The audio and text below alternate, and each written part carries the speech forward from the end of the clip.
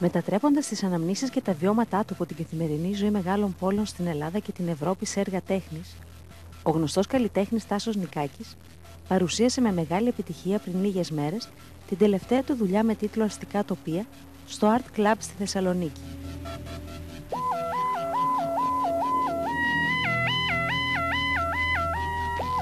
Ανήκοντας στους καλλιτέχνες που η σχέση τους με τον κόσμο, τους ανθρώπους και τα πράγματα χαρακτηρίζεται από εξωστρέφεια, ο Τάσος Νικάκης αναζητά μέσα στο ευρύτερο κοινωνικό περιβάλλον την πηγή και το αντικείμενο της έμπνευσής του.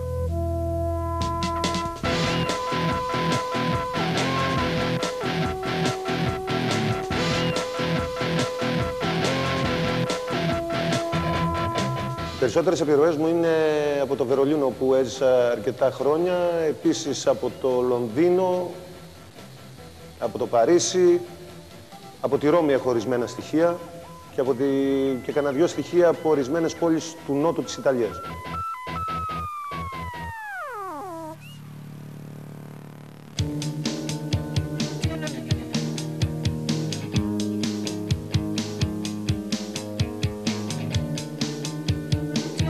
Αν και γεννήθηκα και μεγάλωσα στην Ύπαιθρο, σήμερα μου είναι αρκετά δύσκολο να φανταστώ τον εαυτό μου να ξαναζώ στην Ύπαιθρο.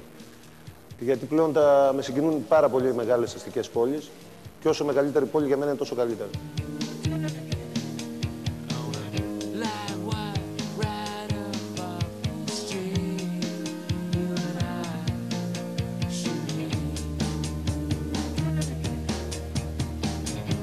Στα αστικά τοπία, ο Τάσος Νικάκης περνά από τις αναμνήσεις των παιδικών και των εφηβικών του χρόνων στις εικόνες της σύγχρονης πόλης, κρατώντας τα δύο βασικά στοιχεία που χαρακτηρίζουν το σύνολο της παρουσίας του στον εικαστικό και όχι μόνο χώρο. Πρώτο, την έλλειψη ωρεοποίησης ενός αστικού τοπίου που είναι σκληρό και αφηνήριστο, όπως τελικά αποχρησιμοποιεί. Και δεύτερο, τη ρομαντική προσέγγιση που είναι βασικό στοιχείο του χαρακτήρα και του έργου του.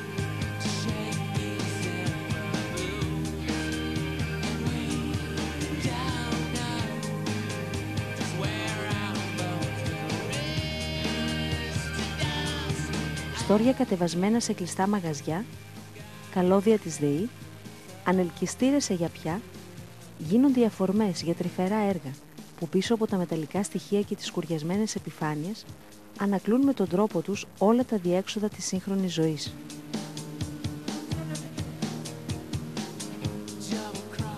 Τα υλικά που χρησιμοποιώ είναι κατεξοχήν μέταλλα τα οποία έχουν χρησιμοποιηθεί και έχουν πεταχτεί και έχω ψάξει να τα βρω και προσπαθώ όλα αυτά να τα ξαναδώσω ζωή και να τα συνδυάσω σε αυτή τη δουλειά μου με χρώμα και σε ορισμένα σημεία άλλες φορές πιο έντονο. Δηλαδή, πρώτη φορά τολμώ να χρησιμοποιήσω τόσο πολύ χρώμα σε μια δουλειά μου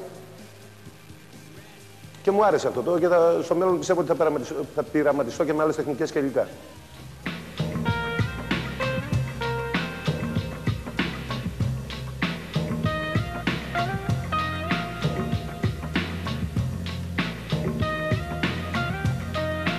Την έκθεση που προλόγησε η γνωστή TV hostess της πόλης Σύνθια Σάπικα, εγγενίασε ο Γενικός Πρόξενος της Ομοσπονδιακής Δημοκρατίας της Γερμανίας στη Θεσσαλονίκη, κύριος Ernst Döring.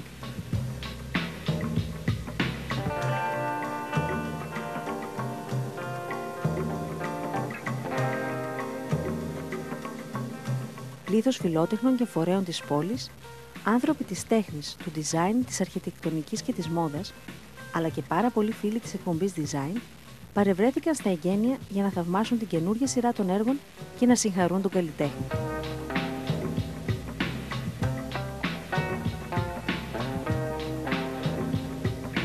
Και με τις εικόνες αυτές της σύγχρονης ελληνικής τέχνης, που εμπνέεται από την καθημερινότητα των μεγάλων πόλεων της Ελλάδας, αλλά και ολόκληρου του κόσμου, ολοκληρώνουμε τη σημερινή μας εκπομπή. Θα είμαστε και πάλι μαζί σας το επόμενο Σάββατο στις 7 το απόγευμα και σε επανάληψη